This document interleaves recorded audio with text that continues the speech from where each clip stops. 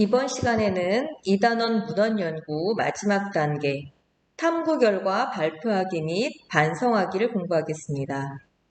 먼저 탐구 결과를 정리합니다. 두 번째, 탐구 결과를 발표합니다. 세 번째, 탐구를 반성하고 평가합니다. 문헌 연구의 네 번째 단계인 탐구 결과 정리하기 및 발표하기를 학습해 보도록 하겠습니다.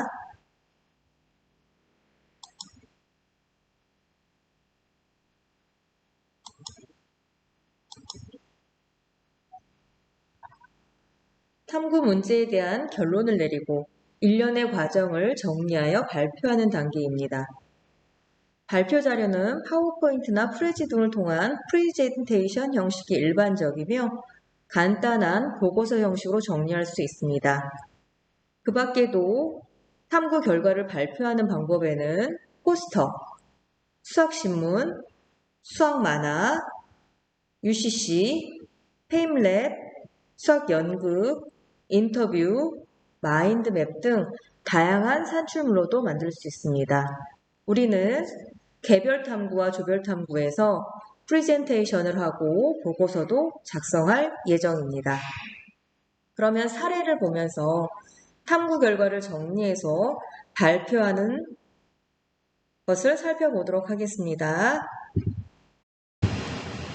먼저 앞에서 살펴본 복소수의 시각적 표현이 어떻게 발전되었는가라는 탐구 문제에 대한 결과를 프레지를 활용하여 만든 발표 자료의 일부분입니다. 먼저 복소수의 기본 뜻을 제시하고 복소수의 시각화로서 복소 평면의 개념을 소개합니다. 이와 관련하여 복소수의 성질을 살펴보고 나아가 정답형의 작도에 관한 자료를 넣어서 기존 내용을 정리하고 문헌 연구를 통해 새롭게 알게 된 사실을 추가하여 발표. 문헌 연구 네 번째 단계 탐구 결과 정리 및 발표하기. 두 번째 방법은 넷컷 산출물을 만드는 겁니다. 수학 교양 도서를 읽고 알게 된 페르마의 마지막 정리에 대하여 관련 내용에 대한 문헌 연구를 통해 그 결과를 정리한 자료가 나와 있습니다. 이와 같이 증명에 얽힌 재미있는 일화가 있는 정리나 피타고라스 정리와 같이 증명 방법이 다양한 정리를 찾아서 네컷 산출물을 만들어 볼 수 있겠습니다. 먼저 페르마의 마지막 정리가 무엇인지 설명합니다. 3 이상의 자연수 n에 대하여 xn제곱 더하기 yn제곱 이퀄 zn제곱을 만족하는 자연수 xyz는 존재하지 않는다라는 내용입니다. 페르마는 책의 여백에 나는 정말 멋진 증명을 발견했지만 여백이 너무 좁아서 적어 놓을 수 없다라고 써놓았습니다. 오일러와 가우스는 x세제곱 더하기 y세제곱은 z세제곱을 만족하는 자연수 xyz는 없다는 사실을 증명하였습니다. 디리클레는 x의 14제곱 더하기 y의 14제곱은 z의 14제곱을 만족하는 자연수 xyz가 없다는 것을 증명하였습니다. 여러 수학자들이 2보다 크고 100보다 작은 자연수 중에 37, 59, 67을 제외한 수들에 대하여 페르마의 마지막 정리가 성립한다는 것을 증명하였습니다. 그렇다고 해도 페르마의 마지막 정리가 완전히 증명되는 것은 아니었습니다. 왜냐하면 페르마의 마지막 정리는 3 이상의 자연수 n에 대하여 xn제곱 더하기 yn제곱 이걸 zn제곱을 만족하는 자연수 xyz는 존재하지 않아야 하기 때문입니다. 3 이상의 임의의 자연수 n에 대해서 성립해야 되기 때문입니다.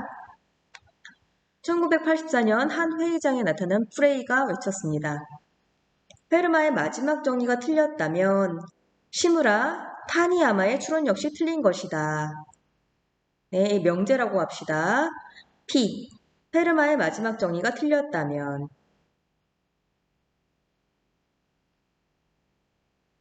Q. 시무라 타니야마의 추론 역시 틀린 것이다. 이 명제의 참거짓을 알아보려면 이 명제의 대우를 알아보면 됩니다. 대우의 참거짓을 알아보면 됩니다. 그러면 결론을 부정하고 not Q이면 과정도 부정합니다. 이게 대우죠. 시무라 타니야마의 추론이 틀린 것이 아니라면 페르마의 마지막 정리가 틀린 것이 아니다 를 증명하면 되겠죠. 1993년 앤드류 와일즈는 페르마의 마지막 정리를 증명할 열쇠를 쥐고 있는 시무라 타니야마 추론의 일부를 증명했다고 발표했습니다. 1994년 증명의 결함이 수정 보완되면서 페르마의 마지막 정리의 증명에 종지부를 찍었습니다. 문헌 연구 네 번째 단계 탐구 결과 정리하기 및 발표하기 관련하여 UCC 영상을 만드는 것을 살펴보도록 하겠습니다. 아래는 수학 용어 말하기 한마당에 출품한 발표 영상 폰트 및 대본의 일부입니다. 중고등학교 수업 시간에 배운 삼각기와 삼각함수의 어원에 대하여 문헌 연구를 하였으며 삼각함수 너 이름이 뭐니? 라는 제목으로 대본을 짜고 UCC 영상을 만들었습니다. 이 학생들이 UCC 영상을 만드는 과정부터 하나하나 살펴보도록 하겠습니다. 학생들이 UCC 영상을 만드는 과정을 블로그에 기록해 놨는데 살펴보도록 하겠습니다. 우선은 학습하고 있던 미적분 과목 관련해서 교과서에 살짝 소개됐던 삼각함수 어원이 재미있을 것 같아서 이를 주제로 UCC 영상을 만들었습니다. 삼각함수 너 이름이 뭐니? 라고 제목을 지었습니다. 여러분들도 개별 탐구와 조별 탐구 주제를 정하실 때 너무 어렵게 생각하지 마시고 본인이 궁금하고 관심이 있었던 내용 중에 쉽게 할 수 있는 것을 정해서 하셔도 되겠습니다. 계속 보도록 하겠습니다. 네, 이 학생들은 스톱모션 기법으로 자주 UCC를 만들었다고 합니다. 자, 이번에도 그렇게 만들 계획을 세웠습니다. 그래서 먼저 캐릭터를 만들기 시작했습니다. 사인, 코사인, 탄젠트 캐릭터를 만들었습니다. 그리고 등장인물들도 그려서 색칠을 해놨습니다. 스토리를 구상하고 필요한 그림도 모두 찾고 색칠하고 자르고 촬영할 준비를 마쳤습니다. 대본을 짰고요. 폰티도 그렸습니다. 자, 이렇게 해서 학생들이 만든 영상을 직접 살펴보도록 하겠습니다.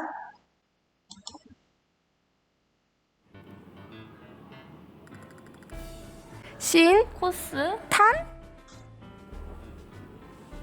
이게 뭐지? 하나도 모르겠네. 이거 누가 만든 거야?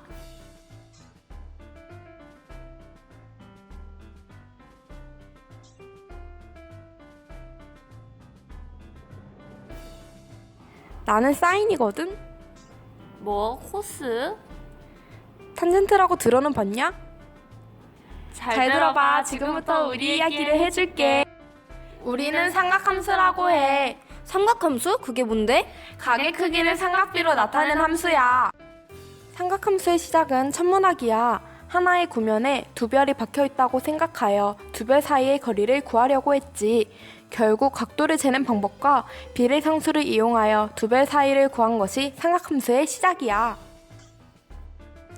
근데 너네 이름에는 무슨 의미가 담겨 있는 거야? 설마 이런 거? 당연하지. 나 먼저 소개해주도록 하지. 실은 내 이름은 이탈리아 수학자 게라르도의 실수에서 비롯됐어. 게라르도는 아랍어로 기록된 수학책들을 라틴어로 번역했어. 그가 어느 날 수학책을 번역하던 중 아랍어로 현이나 사인 함수를 나타내는 지발을 옷의 주름을 나타내는 자이브와 혼동해서 시너스로 옮겼지. 우리가 사인이라 부르는 것은 이 라틴어를 다시 영어식으로 바꾼 거야. 결국은 수학자 게라르도의 실수로 인해 생겨진 말이 영어식으로 번역되어 우리가 지금 사용하는 사인이 된 거지. 제대로 이해했구나. 생각보다 똑똑한걸? 이제 내 얘기를 시작할게. 내 얘기 좀 들어줘. 코사인이라는 기호는 스위스의 수학자 올러가 처음 사용했어. 코사인의 뜻은 여각의 사인이란 뜻의 콤플리멘터리 사인을 줄인 거야. 즉 사인을 보완한다는 의미이지. 사인이랑 그래프가 비슷하게 생겼지? 그럼 너는 사인의 동생이라 할 수 있겠군. 다들 조용히 좀 해. 이제 내 소개를 할 테니까. 나는 영국의 수학자 건터가 처음 사용했어. 어떤 수학자가 탄젠트를 거꾸로 된 그림자라는 뜻의 umbra bursa라고 썼는데 이는 훗날 라틴어의 탄젠트로 번역됐어.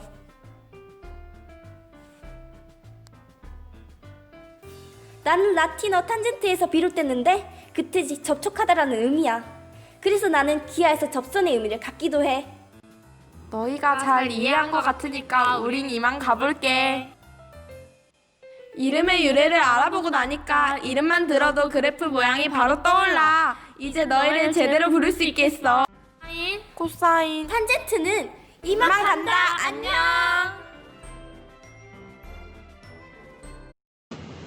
다음으로 문헌 연구의 마지막 과정인 반성 및 평가하기 단계를 살펴보도록 하겠습니다.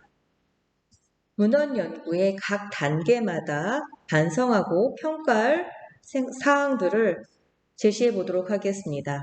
첫 번째, 탐구 주제 선정하기에서는 모둠이 정한 탐구 주제가 기존의 문헌을 바탕으로 이루어졌는가, 탐구 문제 설정이 잘 이루어졌는가를 살펴보아야 합니다.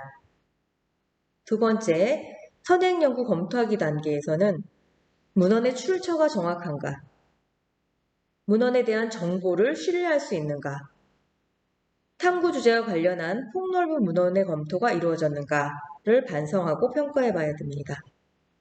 세 번째, 탐구 수행하기 단계에서는 찾은 자료에 대하여 적절한 정보가 선별되었는가, 정보를 인용할 때 인용 방법을 잘 준수하였는가, 탐구 문제에 대한 결론이 기존 연구와 어떤 차이점을 갖고 있는가, 차별성이 있어야 되겠죠. 기존 연구를 답습하는 것을 넘어서 차별성을 가지고 있어야 됩니다. 결론이 논리적이고 유기적으로 잘 종합되었는가, 결론에서 발전적인 재현이 이루어졌는가, 마지막 탐구 결과 정리 및 발표하기 단계에서는 문헌 연구에 대한 일련의 과정이 한눈에 보기 쉽게 잘 정리되었는가, 독창적이고 창의적인 산출물의 형식을 제안하였는가를 반성하고 평가해. 문헌 연구에서 조별 탐구에 대한 평가 방법을 제시해 보겠습니다. 교사 평가가 이루어지지만 자기 평가와 동료 평가도 동시에 이루어질 예정입니다. 문헌 연구의 각 단계별로 첫 번째 단계, 탐구 주제 선정하기에서는 자신의 역할, 탐구 주제나 탐구 문제 설정에서 아쉬운 점은 없는지 평가하겠습니다. 동료들에 대해서는 나를 제외한 팀 동료들에 대해서 탐구 주제 선정 과정에서 가장 주도적인 역할을 한 사람과 이유를 평가하겠습니다. 두 번째 단계, 선행 연구 검토하기 단계에서는 스스로 생각하기에 선행 연구 검토가 충분히 이루어졌는지, 선행 연구 검토에서 얼마나 신뢰성 있는 자료를 확보해야 하는지 스스로 평가하겠습니다. 또 내 팀의 동료들에 대해서는 선행 연구 검토를 통해 탐구 문제 해결에 가장 큰 역할을 한 사람과 이유, 선행 연구 검토 과정에서 새롭게 알게 된 사실을 제안한 사람과 이유를 살펴보도록 하겠습니다. 문헌 연구의 세 번째 단계, 탐구 수행하기 과정에서는 스스로 탐구 문제와 관련하여 어떤 자료를 정리하고 선별하였는지, 탐구 문제에 대한 결론을 이끌어내는 과정에 나의 역할은 무엇이었는지, 찾은 자료에서 정보를 선별하여 인용할 때 인용 방법과 윤리는 지켰는지 스스로 평가하고, 내 팀 동료들에 대해서는 자료를 정리하고 정보를 선별하는 데 주도적인 역할을 한 사람과 이유를 평가하겠습니다. 또 탐구 문제에 대한 결론을 체계하는 데 있어서 큰 역할을 한 사람은 누구인지 평가하겠습니다.